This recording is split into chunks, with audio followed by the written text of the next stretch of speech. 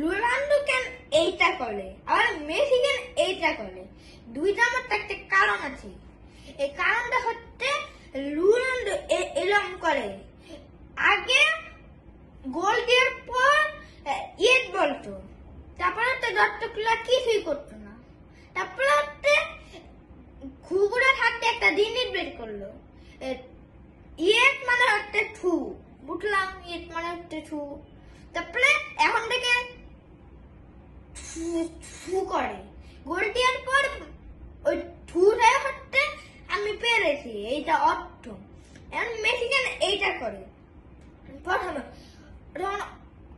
তখন মেসির ভালোবাসা ছিল, তারপরে হচ্ছে তখন তারপরে হচ্ছে ওর দাদি ছিল, তারপরে হচ্ছে কয়েকটা জিনিস ছিল, তারপরে ফুটবল খেলতো একদিন, তারপরে হচ্ছে অনেক অনেক উপরে উঠে যায়, ফুটবল খেলায়। তারপরে হচ্ছে ওই যে প্রথম ম্যাচ হয়েছিল না, তখন ওই প্রথম ম্যাচে হচ্ছে ওর দাদি মালা দেয়, তারপরে হচ্ছে এখন কোনো ম্যাচ খেলার থম এইটা করে, গোল দিয়ে থম এটা করে, মানে হচ্ছে ওর দাদিকে জানে আমি গোল দিয়েছি।